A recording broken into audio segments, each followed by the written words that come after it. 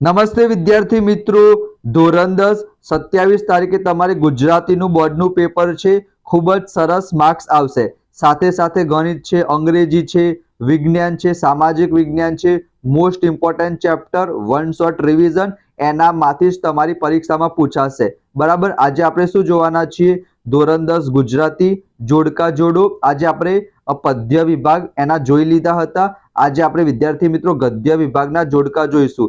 અને તમને બે હાથ જોડીને નમ્ર વિનંતી કરું છું, ચેનલને સબસ્ક્રાઇબ કરી દેજો, કારણ કે જબરજસ્ત કન્ટેન્ટ આવશે અને તમારા ખૂબ જ સરસ માર્ક્સ આવશે. બરાબર. ચલો, અહીંયા તમે જોઈ શકો છો જોડકા જોડો. 8 માર્ક્સ વિદ્યાર્થી મિત્રો તમારા પાક્કા થઈ જશે. બે વિડીયો તમે જોશો તો 4 માર્ક્સના જોડકા ગદ્ય વિભાગમાંથી અને 4 માર્ક્સના જોડકા પદ્ય વિભાગમાંથી, એટલે તમારા 8 માર્ક્સ વિદ્યાર્થી મિત્રો પાક્કા થઈ જશે. ચેનલને સબસ્ક્રાઇબ કરીને સ્ક્રીનશોટ લેતા રહેજો. અહીંયા તમે જોઈ શકો છો જૂન 2024માં આ રીતના પૂછાયું હતું. બરાબર. તમે રેસનો ઘોડો, અહીંયા તમે જોઈ શકો છો 4 રેસનો ઘોડો, છત્રી, ગતિભંગ, ભૂખથી ભૂંડી, ભીખ. બરાબર. અને આ છે વિદ્યાર્થી મિત્રોનો સાહિત્ય પ્રકાર. સાહિત્ય પ્રકાર પૂછાઈ શકે, એના પછી પાત્રનું નામ આવી શકે, એના પછી વિદ્યાર્થી મિત્રો તમારા કર્તા પણ આવી શકે છે. બરાબર. કર્તા, લેખક, એ બધું તમારી પરીક્ષામાં પૂછાઈ જાય 8 માર્ક્સમાં. તો સરસ રીતના તમારે યાદ કરી દેવાનું. જો અને આજનો વિડીયો તમારે અંત સુધી કેમ જોવાનો છે? કારણ કે આનાથી વિદ્યાર્થી મિત્રો તમને ખબર પડશે કે મોસ્ટ ઇમ્પોર્ટન્ટ કયા છે. જો એવું ના હોય કે એક વખત પૂછાઈ ગયું પછી ના પૂછાય, જેમ કે જુલાઈ 22, માર્ચ 24, જુલાઈ 22, માર્ચ 24, આ બધી વસ્તુ પૂછાઈ ગઈ છે. બરાબર. આનાથી તમને ખબર પડશે મોસ્ટ ઇમ્પોર્ટન્ટ પ્રશ્ન અને સોલ્યુશન પણ અહીંયા તમે રેડ કલરના બોક્સમાં જોઈ શકો છો. બરાબર. એના પછી જો આ કેટલી બધી વખત પૂછાયું છે, માર્ચ 22. બરાબર. અંડરલાઈન કરેલી છે, તમને આઈડિયા આવી જશે. જેમ કે ડાંગવનો અને, તો એમાં જવાબ શું આવશે વિદ્યાર્થી મિત્રો? પ્રવાસ નિબંધ, સાહિત્ય પ્રકાર. એના પછી ગતિભંગની વાત કરીએ તો એમાં શું આવશે? લઘુ કથા આવશે. વિરલ વિભૂતિ, એમાં ચરિત્ર નિબંધ આવશે. અને ગોડીની સ્વામી ભક્તિ, એમાં શું આવશે વિદ્યાર્થી મિત્રો? લોકકથા આવશે. આ મોસ્ટ ઇમ્પોર્ટન્ટ છે વિદ્યાર્થી મિત્રો, જે બહુ બધી વખત પૂછાય છે, તો એ તમે સરસ રીતના યાદ કરી દેજો. એના પછી અહીંયા તમે જોઈ શકો છો છત્રી. તો છત્રીમાં શું આવશે વિદ્યાર્થી મિત્રો? હાસ્ય નિબંધ છે. અમુક તો જોઈને જ ખબર પડી જાય. વાયરલ ઇન્ફેક્શનમાં શું આવશે? એક પ્રકારનો નિબંધ છે. રેસનો ઘોડો, એમાં આવશે વિદ્યાર્થી મિત્રો નવલિકા. અને ભૂલી ગયા પછી એમાં શું આવશે? એકાંકી આવશે. બરાબર. તમે સ્ક્રીનશોટ લઈ લેજો. એના પછી આ પણ બહુ બધી વખત પૂછાઈ ગયું છે. હિમાલયમાં એક સાહસ, તો એમાં શું આવશે વિદ્યાર્થી મિત્રો? પ્રવાસ નિબંધ છે. ભૂખથી ભૂંડી, ભીખ, એમાં શું આવશે? નવલકથા ખંડ આવશે. જન્મોત્સવ, એમાં આવશે વિદ્યાર્થી મિત્રો નવલિકા.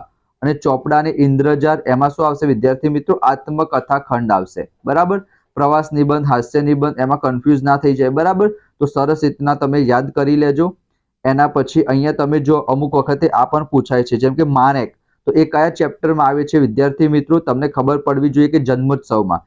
એના પછી ફોજદાર ક્યાં આવશે? ભૂખથી ભૂંડી, ભીખમાં. તમને પ્રશ્નનો જવાબ તમે સરસ રીતના વાંચેલા હશે, અથવા તો વિદ્યાર્થી મિત્રો તમે ચેપ્ટર વાંચેલું હશે તો તમને ખબર હશે. બબલી શેમાં આવશે? ગતિભંગમાં આવશે. અને સૌભાગ્યભાઈ કયા ચેપ્ટરમાં આવે છે? વિરલ વિભૂતિમાં. તો જો માર્ચ 24માં માણેક પૂછાયું હતું. બરાબર. એ જ રીતના વિદ્યાર્થી મિત્રો અહીંયા તમે જોઈ શકો છો માર્ચ 23, અહીંયા ઓગસ્ટ 20, એમાં પણ પૂછાયેલું છે. બરાબર. તમે સ્ક્રીનશોટ લઈ લેજો.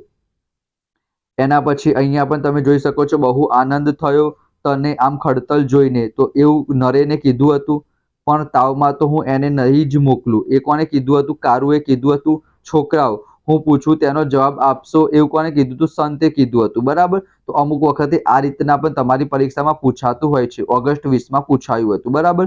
ચલો, એના પછી માર્ચ 23માં દુકાનદારે શું કીધું? તમને ખબર હશે, અમારી છત્રી બહુ ટકાઉ હોય છે, એ પહેલા હું તમને પરણાવી દઈશ, એવું કોને કીધું હતું? વિરાટે. બેટા મારી પરીક્ષામાં તો તું પાસ હો, એવું કોને કીધું? મંજુ કાકીએ. આ ભૂખ્યા ખેડૂતોનો નિસાસો પડ્યો, એવું કોને કીધું હતું? સુંદરજી શેઠે કીધું હતું. બરાબર. તો સરસ મજાના ચેપ્ટર તમે વાંચી લેજો. એના પછી અહીંયા પણ તમે જોઈ શકો છો.